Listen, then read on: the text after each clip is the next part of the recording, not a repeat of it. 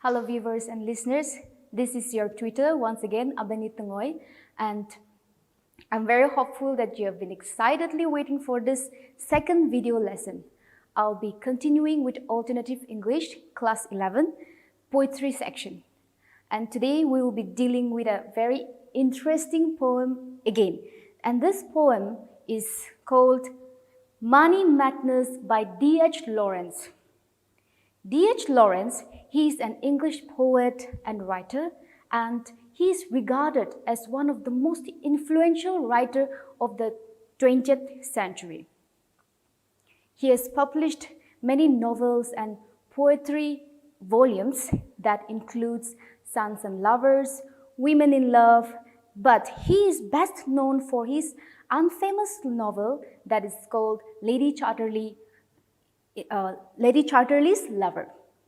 So these are some of the novels that has been published and successful, which has made him famous. Money Madness, composed by D.H. Lawrence, has a message for every one of us in this society, which is relevant in today's world. And it is very suitable because as I tell you the story of this poem, you can relate yourself with the story of this money madness. The poet is perplexed about the society. That means he is very puzzled or completely baffled about the society. And why is it so? This is because he feels that, if a man turns out to be so devoured by the madness of money, he will definitely forget or he will definitely overlook all the essential in the world. Financial issues are, of course, full of stress. Often, a society makes a decision about a man by his richness. Okay? So if a man is poor, the society will not care at all. They will just let him eat dirt. They will just let him eat dirt and make him go cold. They wouldn't care about his well-being. All right. Now, this poem is an evaluation of the madness for money in these modern times. These days, money holds more importance than anything else in the lives of the people. The poet, through this poem, he is trying to, exemplify the situation and then present the social and moral degradation that such madness for a thing so materialistic renders. People are willing to sacrifice their morals for the love of money.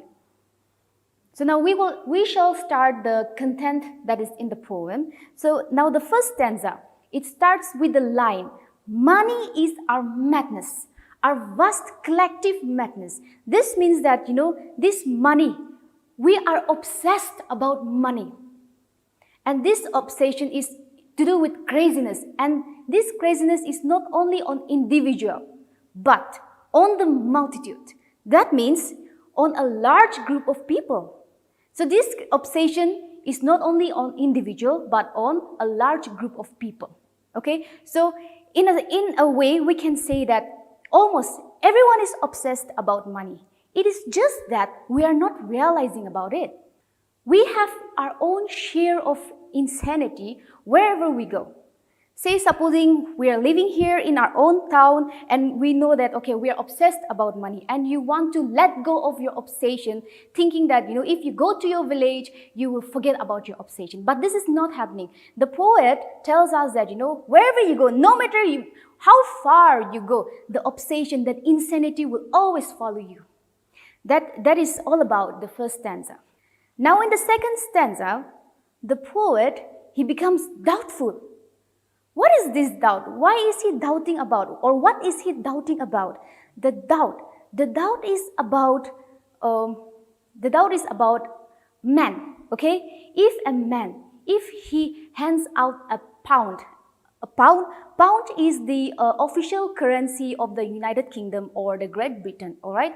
So if a man or if any man hands out a pound and maybe gives somebody else, as like helping the needy, Does he feel the pang? That means, does he feel pain in our heart? Or is he willingly giving? Is he willingly giving the money, or is he giving the money because he knows that people are watching him? That means just to show people that, I'm very generous and I want to help the needy. Is that the way, or is it willingly giving? But he feels that, the poet feels that men, if they feel that pang, that means if they feel that pain just by handing out a pound, then imagine the level of pain. If the man hands out 10 pounds, that means the pain will be 10 times more, right? Okay. We will feel the real tremor.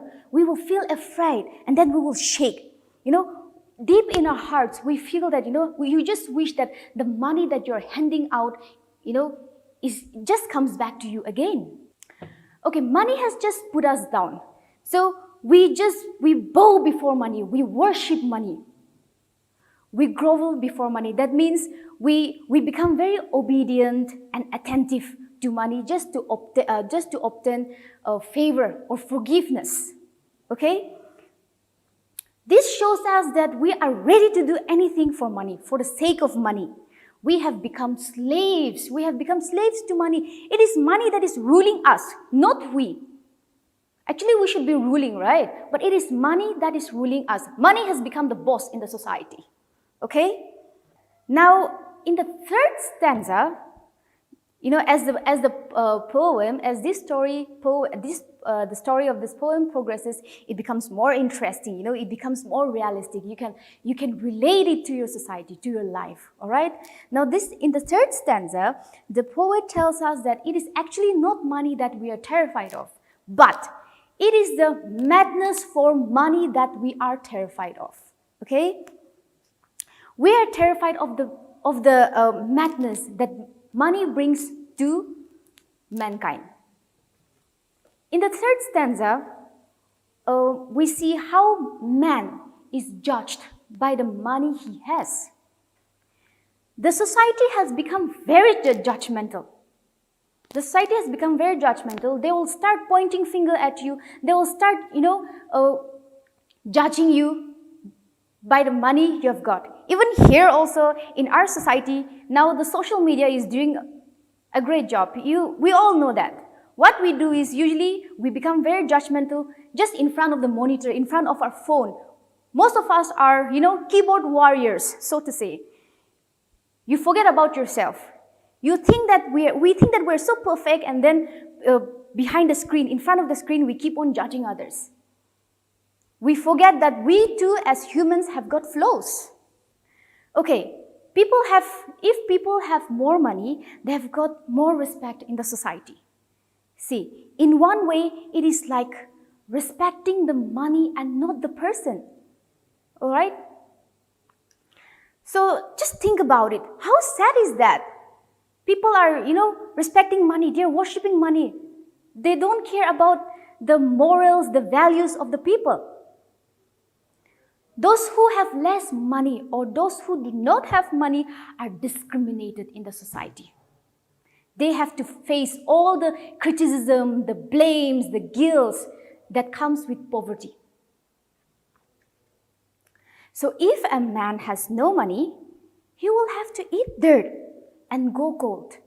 Why would the society care? Such is the cruelty in this world. So we see that when we evaluate a person today, we hardly notice his morals, his values and characteristics. Okay? What we only judge, the thing that we judge about a person is his material possession and wealth only. Okay? Now the fourth stanza. In the fourth stanza, we see how people spend enough to buy him some food. So there are also people who are doing charitable work, all right? They are also helping the needy. And here we also see that there are people who is, helping people, people again to buy food to them. Here it's written bread that means food, okay? But we have to keep in mind that those people who buy food for us in the first place, they will not keep on buying food for us all the time, all right? So what eventually happens? Is that we will end up eating dirt. We will have to go searching for food on the streets, in the corner, and then if we want to survive, no matter how clean the food, we have to, have it if we want to live. All right? Okay, so if they don't have money, means they will have to eat dirt. So this is the society that we are living in. Now, in the fifth stanza, we see that, the insane worship of money has become like a form of delirium. That means, mental disorder. All right? It is affecting us mentally because of this worship, this insane worship of money. And that we as species, we're suffering with, okay? We're suffering, and this is how it affects our health. The poet fears that the obsession that people have for money, all right, is making them insane. So, the only way possible to save ourselves, all right, the only way possible to save ourselves or to stop ourselves from eating dirt is by having money, all right? And if we have money means we have a place in the society, okay? And if we don't have money means, having a place in a society will be a real struggle for us. We will be discriminated, and our moral values will have no place in the society. In the last stanza, okay, this is the final stanza. In the last stanza, the poet starts with the line, and this is wrong. Bread should be free, shelter should be free, fire should be free. So what does the poet mean by these lines? Bread, that means our food, okay? Shelter, that means a home to live in. And fire, to protect us from the heat, from the storm, from anything, okay? In short, we can say that the basic needs of every human being should be provided for free for each and every individual in the world without any discrimination. We must try to regain our sanity. So that, we must try to regain our sanity before we start killing one another. It is going to be it is going to be a disaster in the future. So we have to think about it from now. The present is the place where we need to think about. Don't always wait for the future. So if you don't want to see disaster in the future, we have to work it out now. For that case, here the poet is giving us a suggestion, okay? A suggestion that our basic needs should be provided for free. So we must try to regain our sanity before we start killing each other, all right? So we know that people can go to any extent for the love of money. People will kill, people will kill others if they are paid for that. This money will attract them and they will be ready to even kill people. And that is very dangerous in the future. Okay, so ultimately, this will cause the whole world to burn with enmity, hatred, jealousy, and insanity. It will continue to cause more human suffering and deaths. We have to choose either one, okay? One is human survival and the other is eventual ruin. So human survival, if you want to survive, means like the poet suggested, those basic needs, that is bread, shelter, and fire. These three basic needs should be provided for free, to every individual all over the world, so that there will not be any discrimination. Everyone will be equal in the society.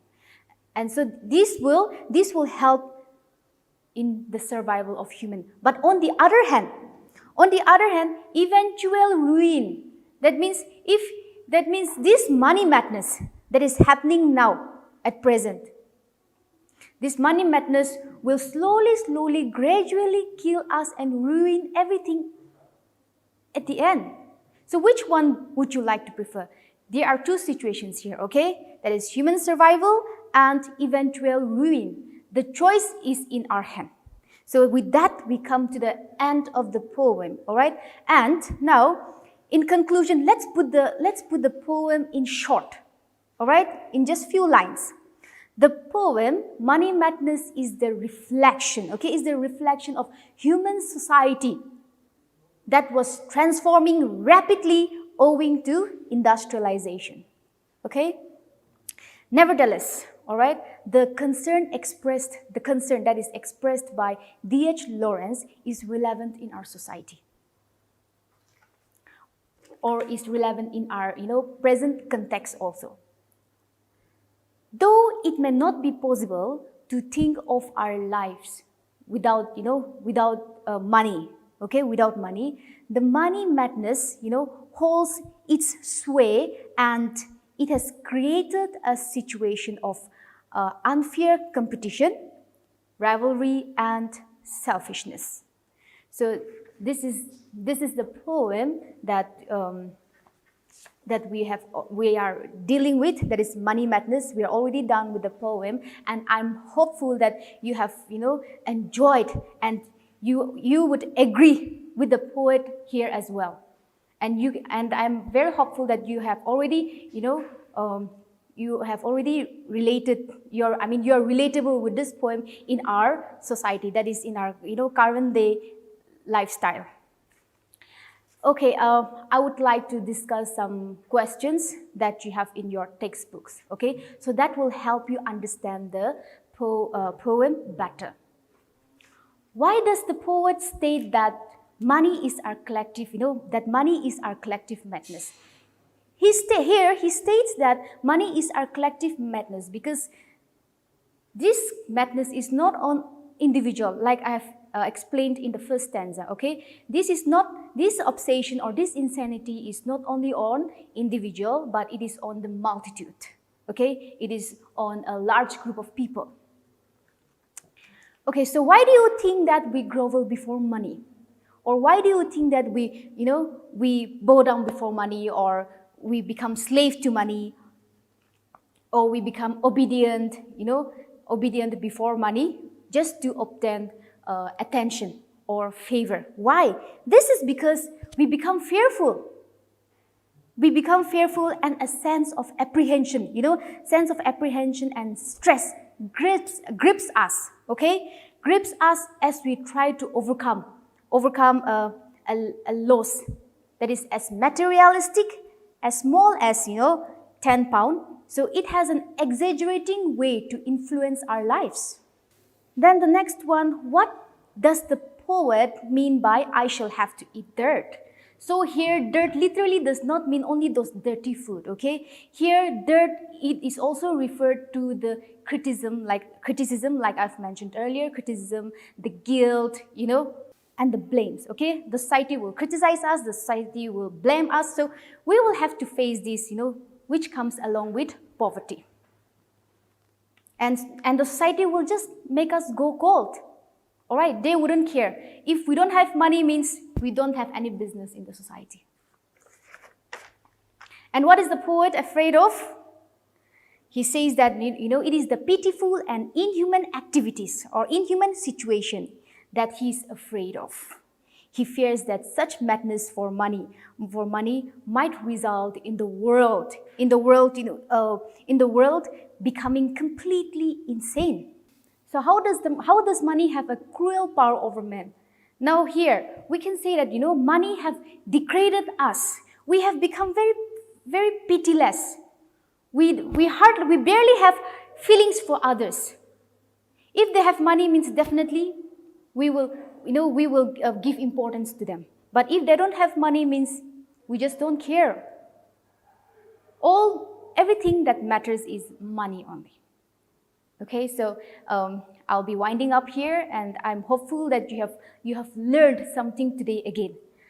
So thank you so much for being here with me. Until then, stay safe.